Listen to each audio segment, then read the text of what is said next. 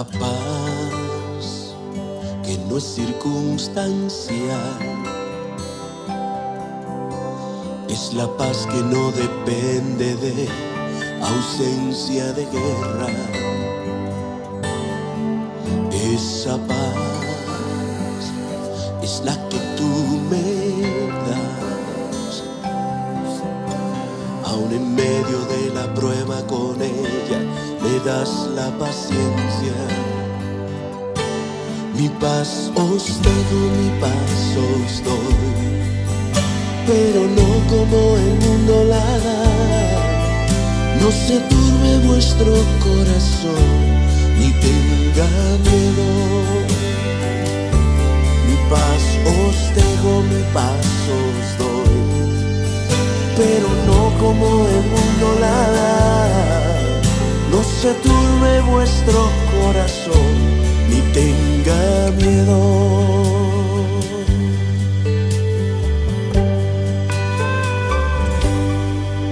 La paz que no es circunstancial,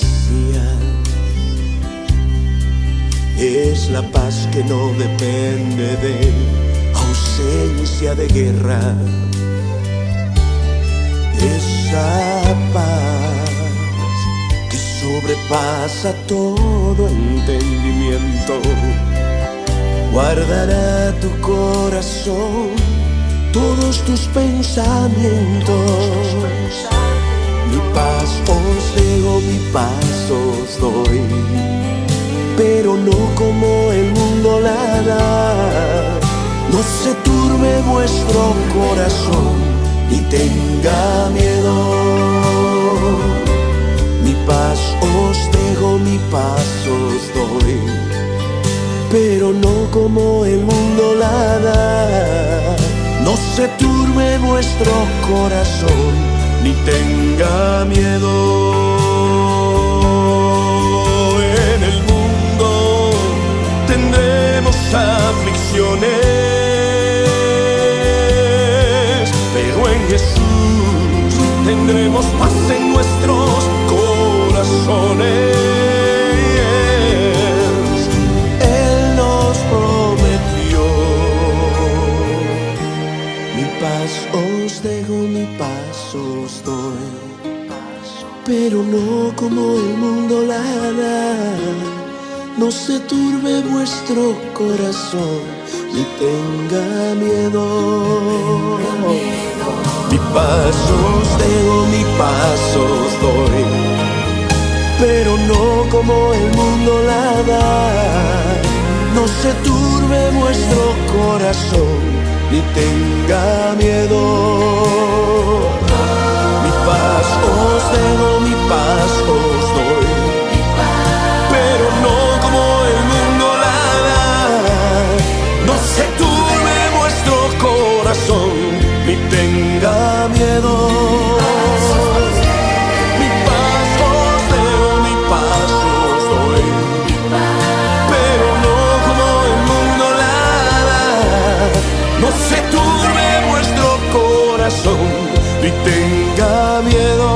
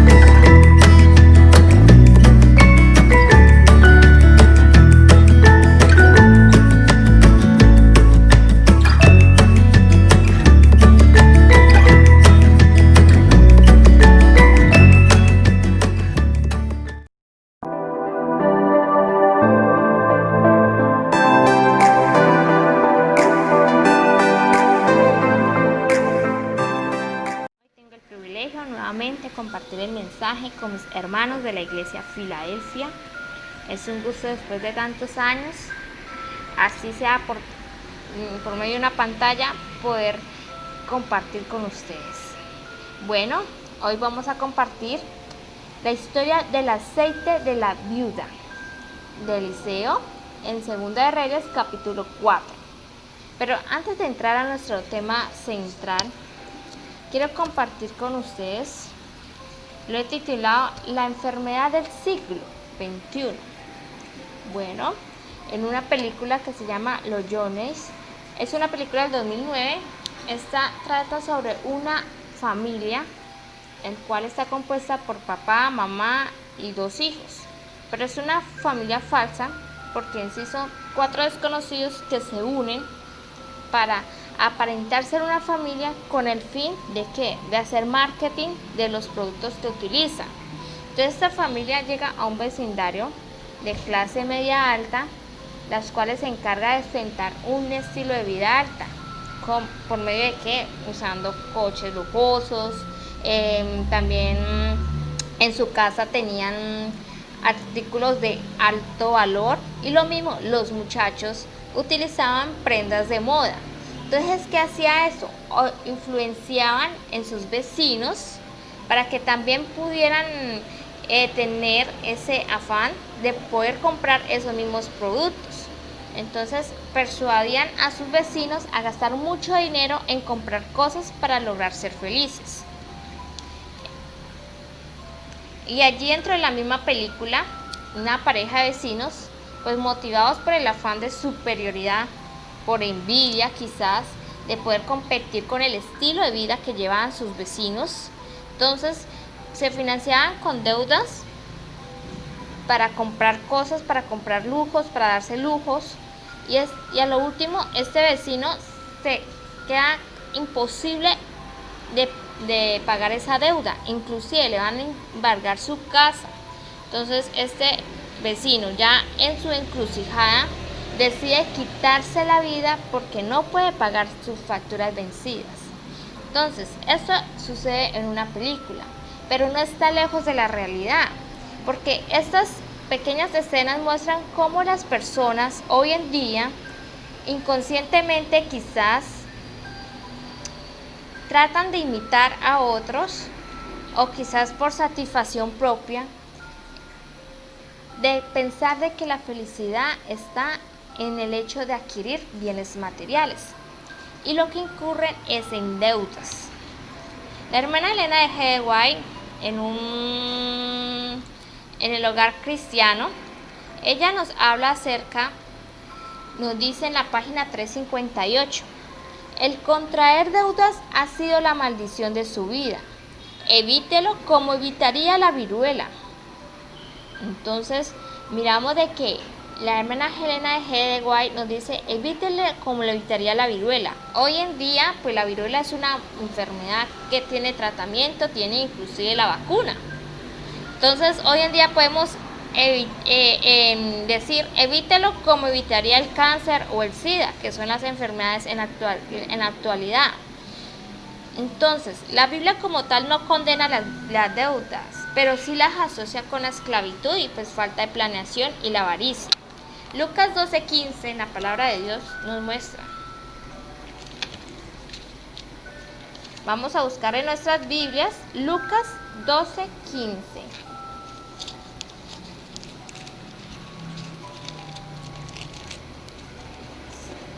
Siempre me ha gustado compartir la palabra de Dios para hablar de finanzas, porque el mejor manual de finanzas es la palabra de Dios. Lucas 12:15 nos dice, y le dijo, mirad y guardaos de toda avaricia, porque la vida del hombre no consiste en la abundancia de los bienes que posee. Muchas veces el consumismo nos hace ver que la felicidad la encontramos en comprar bienes, pero mira lo que nos dice la palabra de Dios, porque la vida del hombre no consiste en la abundancia de los bienes que posee. Bueno, ahora sí ya vamos a nuestro relato de nuestra historia de la viuda. Vamos a leer desde desde el versículo 1 del Segunda de Reyes. Vamos a buscarlos nuevamente. Segunda de Reyes, capítulo 4 y el versículo 1. Una mujer de las mujeres de los hijos de los profetas clamó diciendo a Eliseo: tu siervo, mi marido, ha muerto. Entonces miramos el cuadro. Una mujer, ¿cierto?, en la cual va al profeta y le dice que el marido ha muerto, ¿cierto? Y dice: y tú sabes que tu siervo era temeroso de Jehová. Entonces podemos hablar de que el hombre era un hombre fiel a Dios, ¿cierto? Entonces allí, si lo decimos en la actualidad de hoy, podemos decir, era un anciano de iglesia, era el diácono de la iglesia. Entonces, y nos dice: y ha venido el acreedor para tomarse 2 hijos míos por siervos. La palabra de Dios nos dice, hay un acreedor, ¿cierto?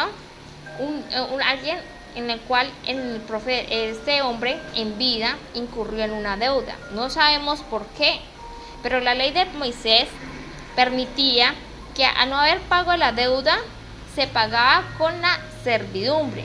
En este caso, el hombre ha muerto. ¿Quién debía pagar la servidumbre? Sus hijos.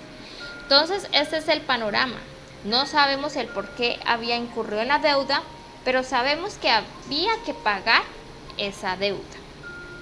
El profeta nos dice en el versículo 2, le dijo: ¿qué te haré yo? Declárame qué tienes en casa. Sería absurdo decir: ¿qué tienes en casa a esta viuda? Podemos decir, pues no debe tener nada porque pues para eso buscó ayuda. Pero no, mira, muchas veces tenemos en nuestras casas, en el rincón, algunos bienes que nos pueden ayudar a resolver gran parte de nuestros problemas financieros. La viuda que tenía en su casa, dice: y ella te dijo, tu sierva ninguna cosa tiene en casa, sino una vasija de aceite. Quizás no tenía nada, pero sí tenía algo, contaba con algo, contaba, así fuera algo poco, pero contaba con algo. Así sucede en la realidad. Muchas veces podemos decir: es que yo no tengo nada, pero si buscamos en el rincón de nuestra casa, encontraremos ese algo. Por eso Dios te dice: ¿qué tienes en casa? Luego pasamos al versículo siguiente, el cual nos dice de la viuda, el versículo 3. El profeta le dice: ve y pide para ti vasijas prestadas de todos tus vecinos, vasijas vacías, no pocas. Mira lo que resalta el profeta: ve y pide. Nosotros, si queremos resolver nuestros problemas financieros, debemos actuar. Siempre todo conlleva a una acción. No esperemos de que haya milagros en cuestión de que se pagó la deuda sin hacer nada. No, siempre todo requiere una acción para que haya el milagro de Dios. Por eso nos dice, Él le dijo: ve y pide. Esa acción requería una acción. Y le pide vasijas vacías. ¿Muchas? Sí, claro. Y nos dice no pocas. Y podemos decir muchas vasijas, las que puedas encontrar, traerlas, ¿cierto? Entonces, todo requiere un tipo de trabajo que, unido a lo poco, puede ayudarnos a resolver el problema. ¿Se puede trazar una ruta que permita salir del laberinto de las deudas? Claro. Este era el plan que tenía Dios para esta viuda, y pues este también es el plan que tiene para hoy nosotros. Luego pasamos al versículo siguiente, el versículo 4. Entra luego y enciérrate tú y tus hijos, y echan todas las vasijas, y cuando una esté llena, ponla aparte. Entonces miremos el cuadro familiar. Esta mujer con sus 2 hijos. Debían participar toda la familia y debían trabajar en equipo. El profeta sugiere un trabajo en equipo. consciente de que la forma de pago traería consecuencia a todos los miembros de la familia, porque ¿quiénes eran los que iban a servir de esclavos o de siervos? Eran los hijos. Entonces ellos también debían participar. Hoy en día nosotros como familia debemos unir nuestros esfuerzos, ¿sí? De cómo podemos aumentar los ingresos de la familia. Si el padre de familia incurrió en una deuda, debemos todos como familia organizarnos. Quizás digamos, pero los niños ¿cómo pueden trabajar en pagar las deudas? Bueno, allí es donde los padres deben trabajar. Bueno, niños, vamos a ahorrar. Esta vez vamos a salir al parque, pero debemos pagar esta deuda, por lo tanto, no debemos comer helado en el parque. Sencillamente vamos y jugamos, nos vamos a pie y nos devolvemos con el fin de evitar más gastos de dinero. En eso pueden trabajar los niños, en ser conscientes de que hay que pagar una deuda, que hay que no malgastar el dinero. Entonces, recordemos que si queremos pagar deudas, todo debe ser un trabajo en equipo. Si ya tienes un joven en casa, un hijo joven en casa, ayudarle a que también pueda participar de las finanzas como familia. Recuerda que el Señor siempre requiere un trabajo en equipo. Y esta familia debía trabajar todos juntos, ¿cierto? El versículo 6 nos dice: cuando las vasijas estuvieron llenas, dijo a un hijo suyo: traedme aún otras vasijas. Y él dijo: no hay más vasijas. Entonces cesó el aceite. El profeta sugiere trabajo en equipo, ¿cierto? Participan los hijos. Pero mira lo que sucede. ¿Qué pasa cuando se acabaron las vasijas? Cesó el aceite. Entonces las bendiciones recibidas son del tamaño de la fe y los envases vacíos disponibles para recibirlas. Si aquella viuda hubiera tenido más vasijas, ¿qué hubiera sucedido? Pues hubiera habido más aceite. De acuerdo a la cantidad de vasijas que ella dispuso, esa fue la cantidad de aceite que hubo. Entonces, asimismo, cuando llegan las bendiciones hay que aprovecharlas al máximo. Entonces, todo depende del tamaño de la fe que nosotros tengamos, de lo que pongamos a disposición al servicio de Dios. Esta mujer quizás dispuso 50 vasijas, pero si hubiera conseguido 100 vasijas, hubiera habido aceite para esas 100 vasijas. Entonces debemos aprovechar las bendiciones. El versículo 7 nos dice: vino ella luego y lo contó al varón de Dios, el cual le dijo: ve y vende el aceite y paga a tus acreedores, y tú y tus hijos vivid de lo que quede. Entonces allí miramos varias cositas, varias lecciones en este versículo.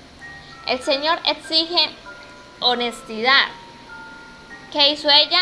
Volvió, ¿cierto? Y le contó al profeta lo que había hecho. Entonces, eso debe ser, nosotros debemos ser honestos al recibir los ingresos. ¿A quién le debemos dar las gracias? Pues a Dios, porque es el que bendice. Pero mira lo que dice el profeta: ve y vende el aceite y paga a tus acreedores. Entonces, ¿cuál era el compromiso primero? El primer compromiso que ella debía hacer con lo que perciba de dinero: pagar a sus acreedores, y ahí sí de lo que quede podían vivir ella y sus hijos, ¿cierto? Podía disponer de ese dinero. Muchas veces tenemos la oportunidad de pagar nuestras deudas, pero no lo hacemos. Nos llega el dinero y decimos: podemos postergar ese crédito y más bien con este dinero lo dispongo en un negocio que me pueda dar renta, pero quizás con el tiempo el negocio quiebra o incurrimos en más deudas para poder sobrevivir. Entonces allí, teniendo la oportunidad de pagar nuestras deudas, las desperdiciamos o preferimos gastar ese dinero que podemos pagar esa deuda, gastarlo en otra cosa que no nos produce ningún ingreso. Entonces, el momento en que nosotros contemos con un ingreso, paguemos primero los compromisos. No dilatemos las deudas. No digamos, yo voy a esperar dentro de 6 meses. Porque eso es lo que hacemos con las deudas. Posponemos el futuro. ¿Y quién es el dueño del hoy y mañana y siempre? Dios. Nosotros no podemos decir mañana pagaré esto, mañana haré esto. Porque solo Dios es el dueño del mañana. Entonces no posterguemos. Si lo podemos hacer hoy, hagámoslo. No posterguemos lo que para el día de mañana, porque no sabemos. Entonces, si tenemos la oportunidad de cumplir con nuestros compromisos hoy, debemos hacerlo. No posterguemos, porque ya será imposible pagar más adelante. Entonces debemos aprovechar las bendiciones de Dios al máximo. Y debemos ser honestos. Romanos 13:7, que nos dice, la palabra de Dios, Él exige que nosotros como hijos seamos honestos, ¿cierto? Que seamos responsables. En ningún momento dice, no paguen impuestos. Mira lo que dice la palabra de Dios. Pagad a todo lo que debéis. Al que tributo, tributo. Al que impuesto, impuesto. Al que respeto, respeto. Al que honra, honra. Entonces debemos pagar nuestras obligaciones. Asumir.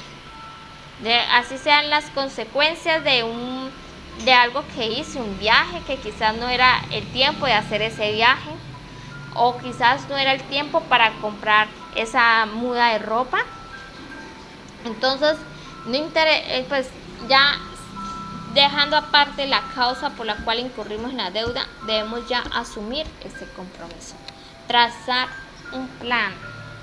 Así como le dijo el profeta Eliseo, ve y busca qué tienes en casa, qué podemos tener en casa, o así sea una máquina de coser. Puede ser que quizás hayas heredado en tiempos atrás y ahora la tengas en tu casa, puede servir, ¿cierto? Si antes hacías o tienes una olla grande, puedes decir, bueno, voy a hacer almuerzos a domicilio. Entonces, trata de buscar en la casa qué tienes para que puedas obtener ese ingreso. Y también permite que los miembros de tu familia participen en esa labor. Y sed honesto con Dios. Cuando tengas ese ingreso, puedas pagar tu deuda. No postergue más el futuro. Las deudas, mira que nos imposibilita es tener paz y tranquilidad. ¿Por qué? Porque al tener deudas, ¿qué se nos da primero? Se nos va el sueño. Y muchas de las enfermedades mentales es por causa de eso, las depresiones. Entonces miramos de que en la película era una película, pero se asocia mucho con la realidad. Aquel vecino se termina quitándose su vida. ¿Por qué? Porque no pudo pagar las deudas. ¿Y qué era la generación de esas deudas? El tener un estilo de vida que para ellos podía traer felicidad. Quizás eso te trae bienestar y comodidad por un tiempo, pero si a largo plazo, ¿qué nos puede traer? Muchas de las causas del suicidio es por problemas económicos. Entonces, nosotros pagando, siendo responsables con nuestros compromisos, siendo conscientes, es posible estar en paz con Dios, también con el prójimo y también con uno mismo. Mira que el acreedor exigía el pago de su deuda, aún estando muerto el que había contraído la deuda. Asimismo, el acreedor, dependiendo de si sea una entidad o un amigo, un prestamista, él nunca va a ser tu amigo. En el momento de exigir el pago, lo hará. Y no importará si tienes o no tienes nada. Y lo único que le importará es el pago de la deuda. Entonces, por ello, las deudas esclavizan, pero la palabra de Dios nos liberta.